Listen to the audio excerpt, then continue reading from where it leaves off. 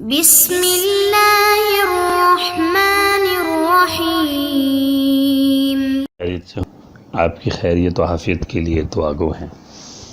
ناظرین، اس لیکچر میں ہم خیار رویت یعنی انسپیکشن آپشن کے حوالے سے گفتگو کریں گے، اور یہ اس سیریز کا ہمارا 23واں لیکچر ہے۔ خیار رویت سے مراد ایک شخص اگر بنا دیکھے کسی چیز کو خرید لیتا ہے، اور ظاہر ہے خریدار کو بھی پتہ ہے کہ اس نے چیز کو نہیں دیکھا، بیچنے والے کو بھی پتہ ہے کہ خریدار نے چیز کو نہیں دیکھا، تو شریعت جو ہے اس کو اس بات کا اختیار دیتی ہے کہ جب خریداری وہ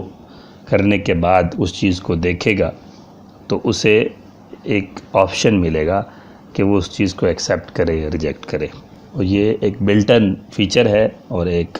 یعنی ہر ایسے عقد میں شامل فیچر ہے، اس کی الگ سے شرط بھی لگانے کی ضرورت نہیں ہوتی۔ تو اس حوالے سے انشاءاللہ ہم اس لیکچر میں گفتگو کریں گے۔ تو رویت کی تعریف جان لینی چاہیے کہ خیار رویت وہ خیار ہے جو کسی بھی خریدار کو ایسی چیز میں حاصل ہوتا ہے جو اس کے قبضے یا ملکیت میں آئی ہو، لیکن اس نے اس چیز کو دیکھا نہ ہو۔ اب تین چیزیں اس میں ہمارے سامنے آ گئی۔ ایک چیز تو یہ کہ ایسی چیز میں حاصل ہوگا جو اس نے دیکھی ہوئی نہ ہو، اور دوسری چیز وہ اس کی قبضے یا ملکیت میں آئی ہو، چاہے خریداری کے ذریعے چاہے کسی اور طریقے میں۔ مثال اس کی یہ ہے کہ جیسے کسی نے کوئی چیز بنا دیکھے امپورٹ کی، جیسے عموماً یہ چیزیں دیکھی نہیں جاتی، باہر سے کوئی چیز منگوائی جاتی ہے یا ایک شہر سے دوسرے شہر میں کوئی چیز منگوائی جاتی ہے، تو ان کا معاملہ عموماً جو ہے وہ ای میل پہ، فون پہ یا الیکٹرانکس جو جدید مواصلات کے ذرائع ہیں ان کے ذریعے کیا جا رہا ہوتا ہے۔ تو جب وہ چیز دیکھی نہیں ہوتی، تو مثلا کسی نے باہر سے اگر کوئی چیز امپورٹ کی، تو جب وہ چیز پاکستان پہنچے گی تو اسے خیار رویت حاصل ہوگا۔ خیار رویت کی کیا تفصیلات ہیں وہ انشاءاللہ ہم اگلی سلائیڈز میں دیکھتے ہیں۔ خیار رویت حاصل ہونے کے مواقع، یعنی کہاں کہاں یا کن کن تفصیلات کے ساتھ خیار رویت حاصل ہوگا۔ خیار رویت حاصل ہونے کے لیے پہلی جو چیز ایک شرط کا درجہ رکھتی ہے وہ ہے عین ہو۔ عین کا مطلب یہ ہے کہ ایسی چیز کسی گڈس کی خریداری یا کسی گڈس کے یا کسی ایسٹ کے لین دین میں جو ایسٹ ہے اس کی وجہ سے خیار رویت حاصل ہوگا۔ واجبات وغیرہ میں خیار رویت حاصل نہیں ہوتا۔ یعنی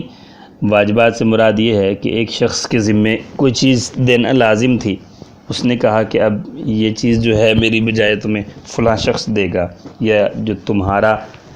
تمہارا جو ایک لاکھ روپے میرے ذمے ہے وہ اب فلاں شخص کے ذمے ہو گیا۔ تو اس طرح کے جو واجبات ہیں، جو دین ہیں، اس کے اندر خیار رویت حاصل نہیں ہوگا۔ دوسری بات اس کے اندر یہ ہے کہ خیار رویت میں چیز کو چونکہ دیکھا نہیں گیا ہوا ہوتا، تو اس کی وجہ سے ایک طرز کی جو ہے وہ چیز کے بارے میں ایک چیز کا ایک یا مبی کا یا معقود علیہ کا ایک طرز سے غیر معلوم ہونا پایا جاتا ہے۔ تو کیونکہ بنا دیکھے عقد ہوتا ہے، بنا دیکھے معاملہ ہوتا ہے، تو لہٰذا اس میں بھی ایک قید یہ ہے کہ وہ بنا دیکھے جو چیز خریداری کی جا رہی ہے وہ اتنی مجہول نہ ہو کہ اس کی وجہ سے بعد میں لڑائی جھگڑا یا اس طرح کے نزاع کا اندیشہ ہو۔ یعنی اس کی مواصفات معلوم ہو، اس کی مقدار معلوم ہو، اس کی جنس معلوم ہو، اس کی کوالٹی، اس کی اس طرح کی چیزیں معلوم ہوں جن کی وجہ سے اس کا مجہول ہونا لازم نہ آئے۔ اگر ایسی کوئی چیز خرید لی کہ جس کے نہ کوالٹی معلوم ہے، نہ مقدار معلوم ہے، نہ یعنی جس کے اندر جہالت اور غرر ہے، ایسی چیز کی خریداری کا تو ویسے ہی شرع نے اجازت نہیں دی، تو چہ جائے کہ اس میں خیار حاصل ہو۔ لہٰذا یہ بات سمجھ لینی چاہیے کہ چونکہ معلوم نہ دیکھنے کی وجہ سے ایک خیار تو ملتا ہے، لیکن اس میں ایسی چیز کی خریداری نہ کی گئی ہو کہ جس کے اندر جہالت پائی جاتی ہو۔ تیسری چیز اس میں یہ ہے کہ وہ ایسی چیز ہو، وہ ایسا معاملہ ہو جو عقد صحیح کے ذریعے ملکیت میں آ رہا ہو۔ یعنی اس میں کوئی ایسے معاملے کے ذریعے کسی نے کوئی چیز چوری کر لی اور اس کی ملکیت میں آ گئی، اس کی وجہ سے خیر رویت حاصل نہیں ہوگا۔ کسی نے کوئی چیز جو ہے وہ خریدی تو صحیح، لیکن شریعت کے اصولوں کے مطابق نہیں خریدی تو اس کی وجہ سے خیر رویت حاصل نہیں ہوگا۔ تو اس طرح کی جتنی تفصیلات ہیں جو شرعاً جائز نہیں ہیں اور اس کی وجہ سے چیز ملکیت میں آ رہی ہے تو اس کی وجہ سے خیر رویت حاصل نہیں ہوگا۔ اسی طرح چوتھی چیز یہ ہے کہ وہ عقد صحیح اور قابل فسخ ہو، یعنی ناقابل فسخ جو عقود ہیں جیسے عقود نکاح ہیں، جیسے عقود قصاص ہیں، ان ساری چیزوں میں جو ہے وہ خیار رویت حاصل نہیں ہوگا۔ یا اسی طرح جو عقد جو ہے جہاں ہے جیسے ہے کی بنیاد پر کر لیا گیا، چونکہ وہ بنا قابل فسخ عقد ہے، اس کے اندر بھی خیار رویت حاصل نہیں ہوگا۔ خیار رویت کن کن صورتوں میں حاصل نہیں ہوتا، یہ بھی ذرا خلاصے کے طور پہ اگر ہم دیکھ لیں، وہ یہ کہ 5 چیزیں بنیادی طور پر یعنی کچھ چیزیں ایسی ہیں بنیادی طور پر کہ جن میں خیار رویت حاصل نہیں ہوتا، اگر وہ چیزیں پائی جائیں تو خیار رویت ان سے مانع ہوتا ہے۔ پہلی چیز تو یہ جیسے گزشتہ سلائیڈ میں ہم نے ذکر کیا کہ اتنی رویت ہو جائے، یعنی اگر عقد کے وقت ہی کسی شخص کو اتنی رویت حاصل ہو جائے کہ جس کی وجہ سے مقصودی معلومات حاصل ہو جائیں، مقدار معلوم ہو جائے، کوالٹی معلوم ہو جائے اور جنس معلوم ہو جائے، اس طرح کی چیزیں اگر معلوم ہو جاتی ہیں، اتنی مختصر سی بھی رویت، یعنی ایک نظر اس کو دیکھ لیا ہے خریدنے والی چیز کو، تو اتنی سی رویت سے بھی جو ہے وہ خیار رویت حاصل نہیں ہوتا، ساقط ہو جاتا ہے۔ کوئی شخص بعد میں کہے کہ جناب میں نے تو تفصیل سے نہیں دیکھا تھا، میں نے تو اس کو مینوفیکچرنگ ڈیٹ نہیں دیکھی تھی، میں نے یہ نہیں دیکھا تھا، میں نے وہ نہیں دیکھا تھا، تو وہ باتیں پھر اس کی بعد میں معتبر نہیں ہوتی۔ دوسری بات یہ کہ یہ عقد سے پہلے کبھی رویت ہوئی ہو، یعنی ایک شخص نے 2017 میں ایک چیز کو دیکھا تھا، یا 2020 جنوری میں ایک چیز کو دیکھا تھا، یا 2020 جو ہے وہ ستمبر اکتوبر میں ایک چیز کو دیکھا تھا، اب نومبر دسمبر میں جو ہے اس کو خرید رہا ہے، تو ایسی صورت میں جو ہے اس کو خیار ملے گا یا نہیں ملے گا، اس کی تفصیل یہ ہے کہ اگر مندرجہ ذیل 3 شرائط پائی جاتی ہوں تو اس صورت میں تو اس کو خیار رویت ملے گا، اور اگر مندرجہ ذیل 3 شرائط میں سے کوئی ایک نہ پائی جائے تو پھر اس کو خیار رویت حاصل نہیں ہوگا۔ وہ شرائط پہلی ان میں سے یہ ہے کہ پہلی دفعہ جب رویت ہوئی تھی، یعنی ستمبر 2020 میں یا اکتوبر 2020 میں پہلی جب رویت ہوئی تھی تو اس وقت خریدنے کی نیت سے ہوئی ہو، ویسے ہی چلتے پھرتے ایک چیز کھڑی تھی، یہ گزر رہے تھے کوئی شخص پاس سے، اگر اس چیز کو دیکھ لیا، گاڑی کو دیکھ لیا، تو وہ رویت معتبر نہیں ہوگی۔ اسی طرح دوسری جو شرط ہے وہ یہ کہ عقد کے وقت جو ہے معقود علیہ کو وہی چیز سمجھ رہا ہو جو اس نے پہلے دیکھا تھا، یعنی اگر ایک شخص جو ہے عقد کر رہا ہے کسی چیز کے خریدنے کا اور وہ چیز اس نے کچھ عرصہ پہلے دیکھی تھی، تو اب بھی وہ اس خریداری کے عقد کے وقت بھی وہ شخص یہی سمجھتے ہوئے عقد کر رہا ہے کہ یہ وہی چیز ہے جو اس نے پہلے دیکھی ہے، تو اگر یہ چیز بھی پائی جاتی ہے تب بھی اس کا خیار رویت ساقط ہو جائے گا۔ تیسری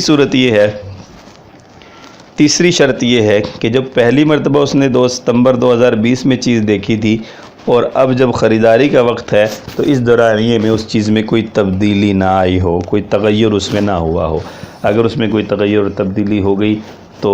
جو ہے پھر بھی اس کو خیار رویت حاصل ہوگا۔ تو خلاصہ یہ ہوا کہ اگر پہلے کبھی وہ چیز دیکھی تھی اور اب اس وقت جو ہے خریدی نہیں تھی، لیکن اس وقت خریدنے کے ارادے سے دیکھی تھی، اور اب جب خریداری کا وقت ہے تو وہی چیز سمجھتے ہوئے خرید رہا ہے اور اس میں کوئی تغیر و تبدیلی بھی نہیں آئی، تو ایسی صورت میں وہ قدیم رویت ہی معتبر ہو جائے گی، اس شخص کو جو ہے وہ دوبارہ خیار رویت حاصل نہیں ہوگا۔ اب ہم دیکھ لیتے ہیں کہ خیار رویت کو ساقط کرنے والے اسباب کیا ہیں، یعنی وہ کیا چیزیں ہیں کہ اگر وہ پائی جائیں گی تو خیار رویت ساقط ہو جاتا ہے۔ تو ایک ہے کہ خیار رویت کو روکنے والی چیزیں، یعنی جہاں پہ اگر وہ چیزیں پائی جائیں یعنی جن کو موانع کہا جاتا ہے، کہ جہاں یہ چیزیں پائی جائیں تو خیار رویت بنیادی طور پر حاصل ہی نہیں ہوتا۔ دوسری صورت ہے خیار رویت حاصل ہو جاتا ہے، ہونے کے بعد، حاصل ہونے کے بعد ساقط کرنے والے اسباب کیا ہیں، تو ان دونوں میں فرق بھی سمجھنا چاہیے۔ تو 5 چیزیں ایسی ہیں جو خیار رویت کو ساقط کر دیتی ہیں۔ پہلی چیز، خریدار کا کوئی ایسا تصرف جس سے غیر کا حق متعلق ہو جائے، یعنی خریدار نے اس چیز کو آگے ہدیہ کر دیا، گفٹ کر دیا، یا آگے بیچ دیا، یا یہ کہ کوئی ایسا معاملہ کر لیا، کوئی ایسا تصرف کر لیا کہ غیر کا حق اس تصرف کی وجہ سے اس سے مبیع سے یعنی معقود علیہ سے لاحق ہو گیا، تو ایسی صورت میں یہ خیار رویت کو ساقط کر دے گا۔ دوسری چیز، ناقابل فسخ تصرف کر دیا، جیسے مثال یہ دی جاتی ہے کہ غلام خریدا اور اس کو آزاد کر دیا، یا آج کے دور میں جو ہے وہ یہ کہ کوئی چیز خریدی اور خریدنے کے بعد جو ہے اس کو جو ہے وہ کیا کہتے ہیں کہ اس کو آگے بیچ دیا۔ تو اس طرح کا کوئی اگر کام کر لیا تو ایسی صورت میں خیار رویت ساقط ہو جائے گا۔ تیسری چیز کہ معقود علیہ میں کسی قسم کی از خود زیادتی کر دی، جیسے کوئی چیز خریدی تھی اس کو رنگ دے دیا، یا جانور خریدا تھا اور اس کا بچہ پیدا ہو گیا، گاڑی خریدی تھی اس کو پینٹ کروا دیا، اس طرح کی اگر کوئی زیادتی کر دی ہے خریدار نے تو ایسی صورت میں بھی خیار رویت ساقط ہو جائے گا۔ چوتھی چیز یہ کہ خریدار کا انتقال ہو گیا، تو اب ورثاء کو یہ حق حاصل نہیں ہوگا کہ وہ خیار رویت کا مطالبہ کریں، بلکہ اس کے خریدار کے انتقال سے ہی خیار رویت ساقط ہو جائے گا۔ پانچویں چیز، رویت کے بعد چیز پر اظہار رضامندی اگر ہو گیا، یعنی خریدی تو چیز ایسے تھی جس کو دیکھا نہیں تھا، لیکن جب اس کو دیکھ لیا تو اس رضامندی ظاہر کر دی کہ I am okay with this, تو ایسی صورت کے اندر بھی خیار رویت ساقط ہو جائے گا۔ تو یہ 5 بنیادی اسباب ہیں کہ جن کی وجہ سے خیار رویت ساقط ہو جاتا ہے۔ اب ہم ایک نظر خیار رویت کے حکم کے اوپر دوڑا لیتے ہیں۔ خیار رویت کے حکم سے متعلق مندرجہ ذیل 6 باتیں جو ہیں وہ انتہائی اہم ہیں۔ سب سے پہلی بات یہ کہ خیار رویت جو ہے یہ خریدار کا حق ہے۔ اگر ایک شخص ایسا ہے جس نے ایک چیز کو دیکھا نہیں اور وہ اس کو بیچ رہا ہے، تو اسے یہ حق حاصل نہیں ہوگا کہ وہ یہ کہے کہ میں نے تو اپنی چیز بغیر دیکھے ہی بیچ دی، لہٰذا اب مجھے خیار دیا جائے کہ میں اپنی چیز کو یعنی خیار رویت دیا جائے، تو اسے یہ خیار حاصل نہیں ہوگا، کیونکہ وہ خود جب خیار رویت جب بنا دیکھے اپنی چیز کو بیچ رہا ہے تو اس بات پہ راضی ہے کہ میں اگر کوئی اس میں نقصان ہو گیا تو میں اس بات پہ راضی ہوں، تو لہٰذا اب دوبارہ اس کو حق حاصل، کیونکہ دوسرے شخص کا حق اس سے معلق ہو گیا، اب اس کو اس بات کا خیار حاصل نہیں ہوگا۔ دوسری بات